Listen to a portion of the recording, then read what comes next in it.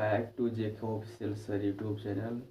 प्यारे बच्चों एवं साथियों, चलिए आज हम बात करते हैं क्लास 7th के चैप्टर 9 के, ठीक है ना, absorption of water by the soil, ठीक है ना। यही है absorption of water by the soil, इसकी एक्टिविटी है और मैं पिछले वीडियो में आपको पढ़ा चुका हूँ, ठीक है। चलिए बने रहिए। एक्टिविटी 9.6 है, ठीक है। pour water all over the soil, keep pouring water till it start dripping। आपको ये मैंने ये यहाँ पे चिन्हित कर दिया, ठीक है ना। स्टार्ट ड्रिपिंग, देखिए इसमें कह रहा है फनल में, ठीक है ना, इसमें पानी तब तक डालते रहे जब तक ये क्या न होने लगे, ड्रिपिंग न करने लगे, तब तक आप इसमें क्या करेंगे, पानी को डालते रहे, ठीक है ना। चलिए subtract the amount of water left measuring cylinder from amount you started with। अच्छा, अब डालते रहे तो ये हो गया, और उसके बाद जितना आप मतलब शुरुआत में पानी लिया था, ठीक है ना, और जो अब बचा है उसको क्या कर देंगे, ये घटा देंगे। कैसे घटा देंगे, इस प्रकार से देखिए, जैसे मान लीजिए कि आपने मृदा में ये जो सॉइल लिए थे आप इसमें डाल दिए पानी, पानी डालने के बाद क्या हो गया कि जितना इसको एब्जॉर्ब करना था उतना कर लिया, तो जो बचा है उसको आप क्या कर देंगे, सब्ट्रैक्ट कर देंगे, ठीक है। जैसे मान लीजिए कि आपने 10 ml, सपोज करिए 10 ml आपने लिया था, ठीक है, और आप क्या करेंगे, जो बचा है 5 ml, तो 10 ml में से जब सब्ट्रैक्ट कर देंगे तो क्या बचेगा, 5 ही ml यहाँ पे बचेगा ना प्यारे बच्चों।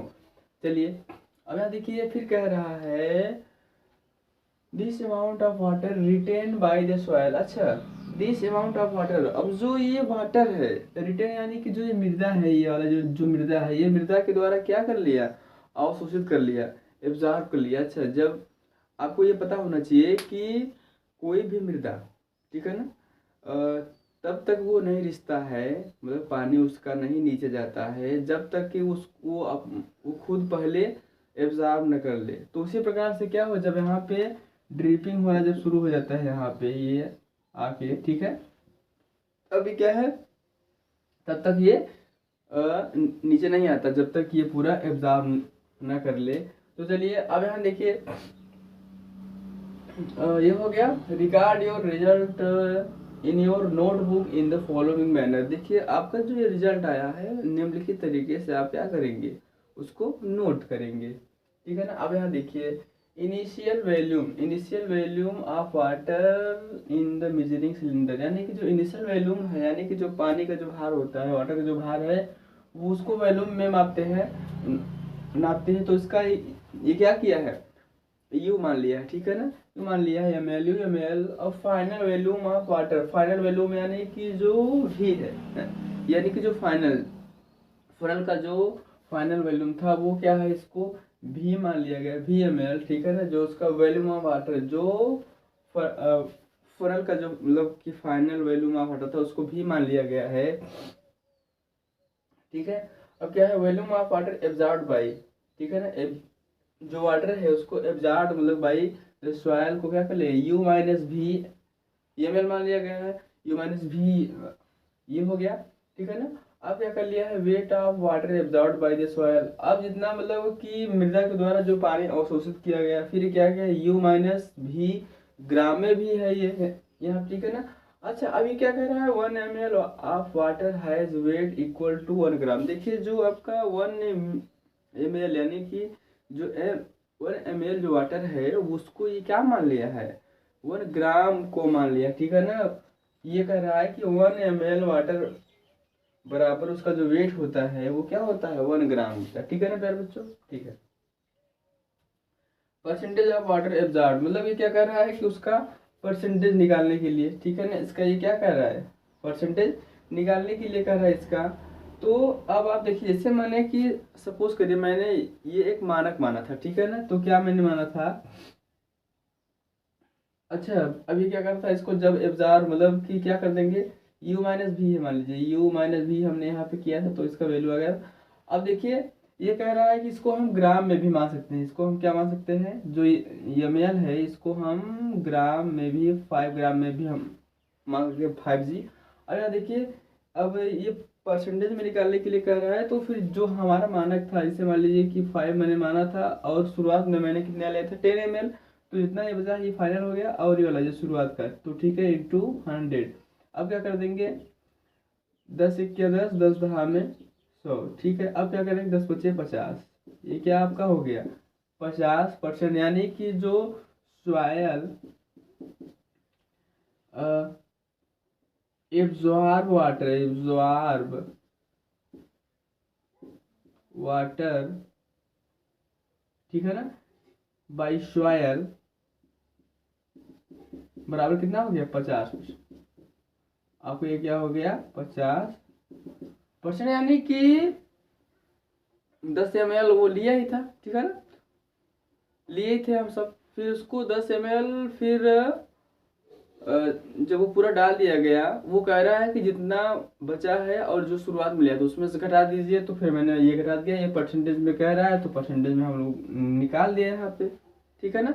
ये क्या हो गया 50% हो गया, यानी कि 50% ही पानी एब्जॉर्ब किया, 50% नहीं ड्रॉपर हो गए। जैसा कि आपको मैंने पिछले वीडियो में नहीं बताया था, अब इस वीडियो में देख लीजिए, मैंने पिछला वीडियो बताया है, ठीक है ना। फिल्टर पेपर आपका हो गया, ये फनल हो गया, ब्रेक बीकर हो गया। अब क्या है, absorption of water bye soil, ये आपका ये है, ठीक है ना। अब यहाँ देखिए ये सब गिर रहा है, ठीक है। अब यहाँ देखिए ये हो गया, repeat the activity with different soil sample. अब क्या करेंगे, उसी एक्टिविटी को अलग अलग मृदा के साथ क्या करेंगे, रिपीट करेंगे, ठीक है ना। Would you get same result for all simple, क्या आप सभी सिंपल्स के लिए या सभी सिंपल का ठीक वैसा ही रिजल्ट पाया, तो आप कहेंगे नहीं सर, ठीक है। जैसे देखिए, जो सैंडी सॉयल है उसका रिजल्ट अलग होता है, ठीक है ना। क्ले जो सॉयल है उसका रिजल्ट अलग होता है, जो लोमी है उसका रिजल्ट अलग होता है, ठीक है। अब यहाँ देखिए, discuss the result with your friend and answer, ठीक है ना। आंसर द फॉलोइंग क्वेश्चन, जो रिजल्ट आया है वो अपने दोस्तों के साथ बातचीत करें और निम्नलिखित प्रश्नों का उत्तर दें, ठीक है। अब क्या है, विच soil would have the highest percolate rate, ठीक है ना। विच माने कि किस प्रकार की जो मृदा है, किस प्रकार की मिट्टी सबसे ज्यादा पानी का रिसाव करती है, तो आपका आंसर आएगा सर सैंडी। सैंडी सॉइल का जो परकुलेट रेट है, मतलब कि रिसाव दर है, वो बहुत ज़्यादा होता है, यानी कि बलुई मिट्टी रहता है, पानी आप उसमें डालते हैं तो क्या होता है, सर घर से बह जाता है, ठीक है ना, मतलब कि जल्दी से, ठीक है ना। विच soil would have the lowest percolate rate, और ये फिर पूछ रहा है कि किस मृदा का, कौन सी मृदा का जो परकुलेशन जो रेट है, ठीक है ना, वो बहुत कम रहता है, तो आपका फिर से आंसर आएगा सर क्ले। क्ले सॉइल किसका, क्ले का, ठीक है। अब देखिए, Boojho heard from his neighbour that and 8 to 10 days after the rain, ठीक है, after the rain the level of water in the pond or well rises.